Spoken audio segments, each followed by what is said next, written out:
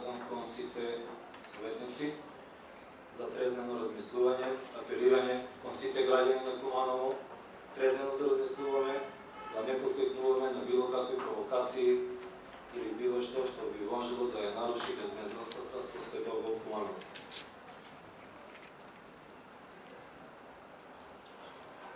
Сакам да кажам дека во Куманово се случија тие немили настани.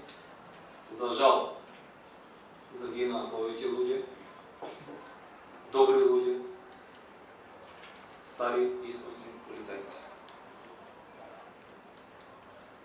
Во однос на безбедносната состојба на Куманово, моментално, значи, можам слободно да кажам дека е на задоволително ниво, иако има тие направени бункери пред СВР Куманово и во два наврата беа блокирани улиците 11 октомври Тодор Велчев.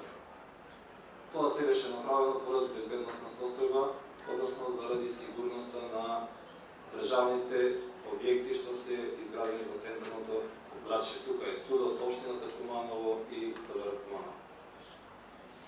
Повторно ќе кажам дека моменталната безбедносна состојба во Куманово е на задоволително ниво.